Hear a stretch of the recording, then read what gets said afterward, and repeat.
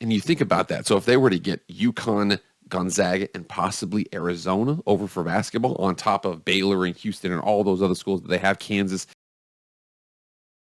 What is up, everybody? It is Jake with Master of Football back at it again. Happy Tuesday. Thank you so much for being here. If you want to be up to date on everything college football, pro football, Madden, EA college football, NFL draft, anything related to American football, hit that red subscribe button. You will not be disappointed. Also, hit the like button too. And if you're on Twitter, hit the follow button. Man, we're starting to go on Twitter. Without further ado, let's get into the video. All right, guys, there was a couple of stories that came out last week that I wasn't able to get to. I had a big weekend this last weekend. Okay, I have a life outside of this conference realignment stuff. However, one thing that was really interesting in the college football world was there was a report that came out from Heather Dinich on ESPN talking about Brett Yormark. Dude, I'll tell you what right now.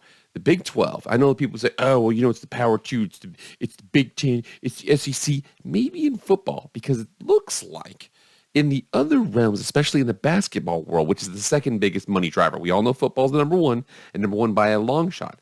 Number two is basketball. And the Big 12 is really leaning into that because they're talking about some big additions. Here we are on ESPN.com from Heather Dinich last week, June 2nd, talks about Big 12 expansion, sources say, as Commish touts plan. So again, what's happening right now, and there's a lot that's going on here. I'm going to summarize a couple of things. One of them is the fact that Colorado right now, there's some rumors. There's some, where is it smoke or is it steam? We don't know as to whether or not they would go from the Pac-12 back to the Big 12. A lot of people say, oh, well, it helps out with, travel costs and this and that. A lot of people say, oh, you wouldn't want to leave your conference affiliation with all those high profile academic schools in the Pac-12. Whatever it is that's at least out there. There's also some rumors with Arizona as well. Arizona State also just recently entered in the AAU. I had a video yesterday about Miami Hurricanes getting in the AAU, which is very big for them, especially when it comes to the Big Ten's perspective. But we're not talking about any of that stuff right now. I'm just absolutely rambling on. Let's continue on with the story. Says Big 12 Commissioner Brett Yormark said Friday that the conference has a plan when it comes to expansion. While other league leaders are satisfied with their current membership, they continue to explore all options and considerations at this point in time. A source who participated in the meetings this week told ESPN there were no votes on membership, but there were discussions about scenarios. And again, one thing you have to remember here is with a lot of these situations in conference realignment, everybody's talking. So they have, okay, what happens if we're the Big 12? What happens if West Virginia leaves? What happens if Oklahoma State leaves? What happens if we lose all of our Texas schools? They have an itinerary of things that they think is going to happen. They have almost like a checklist, like if this, then this, if this, then this, if this, then this, kind of emergency scenarios. He's talking about more of those now because we don't know what's happening with the Pac-12 out there. That's all we're saying. Says Yormark, who addressed reporters via video conference after the Big 12 spring meetings in West Virginia, was asked specifically about the possibility of Gonzaga or another school joining the conference as a basketball-only member. We do see the upside in basketball moving forward for all the right reasons. Yormark said without mentioning any specific schools. We think it's undervalued and there's a chance for us to double down as the number one basketball conference in America, but football is the driver and we all know that. As we think about the future and ways to create value, there is always that option to decouple basketball from football to see if there's further value we can create for the conference. This is a bigger point that we're going to talk about later on this summer because I'm telling you right now, summer YouTube views always die. I know this. I've had my YouTube channel for 2 years. One thing I'm going to explore is a decoupling of the FBS football system from the NCAA, or at least, being in a situation where football is treated differently. So you still have your Olympic sports in those same conferences that are much more reasonable for you. However, for the football schools, it might be a little bit different. I'm telling you, something's going to happen with football within the next 10 to 20 years. Whatever it is, I don't know. A source told ESPN that UConn, the fresh national champions, and Gonzaga were certainly talked about in the meetings, which were held at the posh Greenbrier Resort. But the presidents and chancellors are in a holding pattern until the Pac-12 announces its television deal. A huge impact with that because, again, if it's one of those things where you're at 12 right now with the Big 12, you have 14 for this next season, but then when Texas and Oklahoma leave for the SEC, you will be at 12. Well, if Colorado and Arizona State and Utah are available, a combination of 2 or 3 or 1 or something like that, you'd listen to that. If not, do you want to expand with some basketball-only schools? Who knows? Again, they're exploring that right now.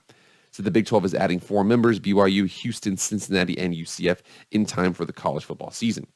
Texas Tech President Lawrence Chovanec, who joined the video conference with Yormark, said the Big 12's current presidents and chancellors have certain priorities they're weighing as expansion discussions continue.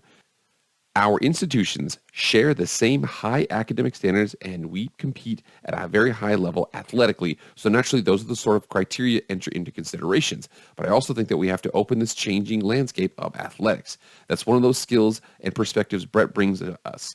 We're taking a very open attitude, weighing all the different issues that are presented, and when the timing is right and the situation is right, we'll make a decision.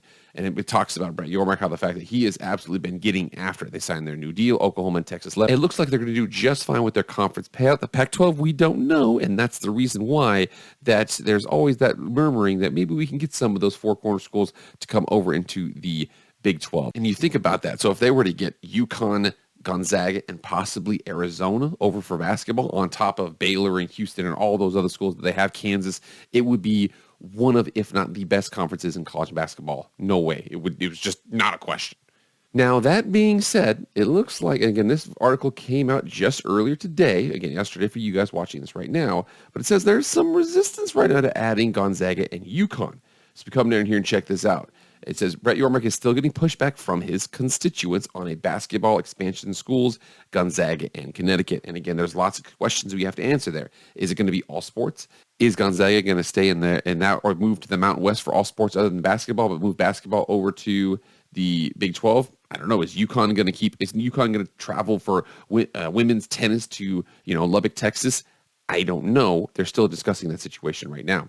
The article continues on. It says campus decision makers know it best of all, which is why there seems to be little interest in adding Gonzaga, a West Coast Conference member that doesn't field the football team, or UConn, a Big East member that is defending NCAA men's national champion, but a woe-begone football program. I don't see any movement for a non-Power 5, a Big 12 athletic director told me. I don't think there's enough support to get them across the finish line.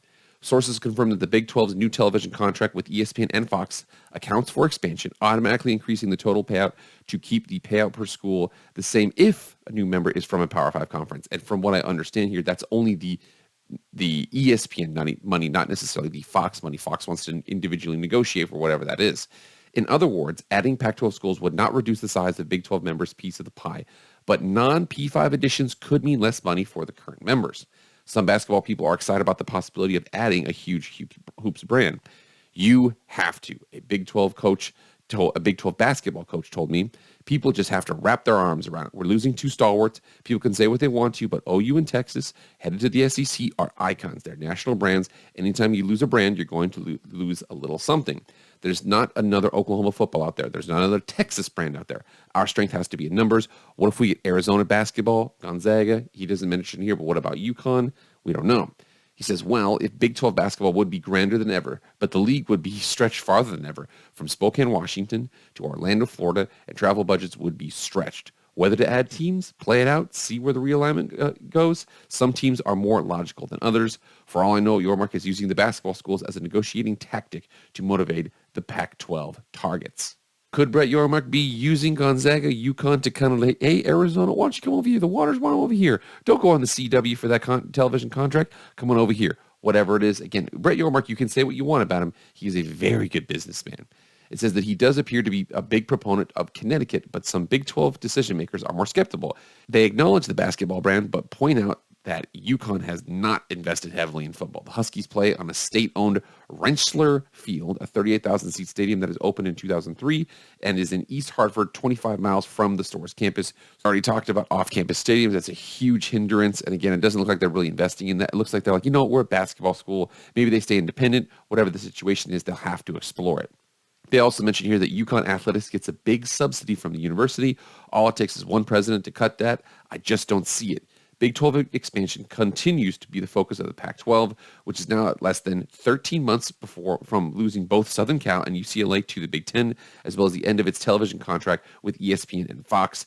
There's rampant speculation has centered on the Big 12 targeting the Pac-12's four corner schools, Colorado, Arizona, Utah, and Arizona State. The former two reportedly are interested in the Big 12, and the others two not so much. Utah, Arizona State, not so. But Utah doesn't want to be coupled up with BYU. Arizona State doesn't want to be decoupled from the state of California in any capacity they would have out there. And again, they could add San Diego State too. But I'm just saying right now, it sounds like Arizona and Colorado are the only two that are actually interested in that. Yormark said that his league is exploring all options and considerations at this point in time. We had great discussions about expansion, and we have a plan. So that plan right now, so you think about the Big 12, they've got this kind of an oblong setup right now where they go all the way down to Orlando, they go all the way up to, West Virginia, they go all the way over to Provo, Utah.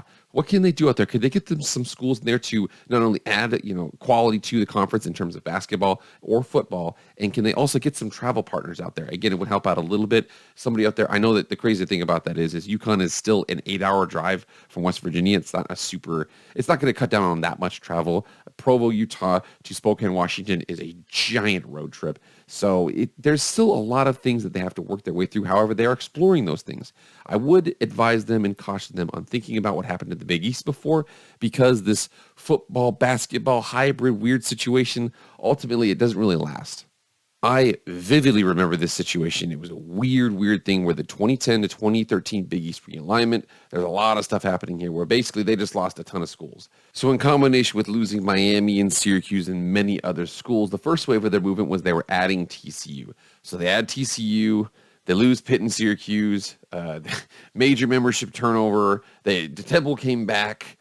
Boise State was invited in. The split between the non-FBS schools and the FBS schools. So basically, what happened there was all of the Catholic 7 of the Big East decided, like, no, we're not going to be associated with this hybrid conference of there's going to be some members that are going to be basketball, some that are going to be football. We're going to have football members of Boise State. We're going to have TCU. We're going to have San Diego State. They're going to come in, and it was a big goofy situation here. Eventually, it just completely fell apart. Boise State backs out. San Diego State backs out, and then there's so many things there. Again, they talked about the Catholic 7, where they basically said, no, we are not going to have this weird oblong football, basketball hybrid situation. Whether or not Brett Yormark can avoid that will be the task of a lifetime, because unless they get a really clean Arizona and Colorado, if they're talking about adding UConn, but no, we don't want your football program, we want to add Gonzaga, but only for basketball, not for all the other sports, it just gets weird.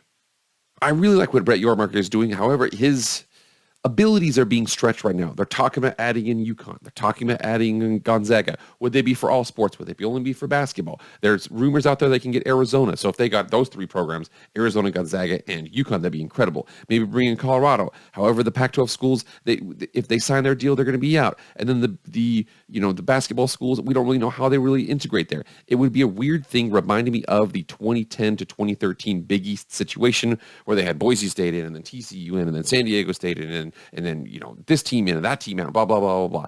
They have to figure it out first because it can get really messy. Hopefully Brett knows what he's doing, because the Big 12, they have to kind of decide here, because they've been talking about going west and expanding. Whatever they do, we'll see. All right, guys, that's it. Thank you so much for being here. Remember, get in the comments right now. What do you think about this whole thing? Do you want them to add UConn? Would you want them to add in UConn for basketball only? All sports minus football. Football being independent. Add football too. Add Gonzaga for all sports. Add Gonzaga for basketball only. Again, it complicates a ton of things here. You get in the comments right now and let me know what you think. All right, guys, that's it. Thank you so much for being here. Please like, share, comment, subscribe, and follow on Twitter. I'll see you guys later. I am out.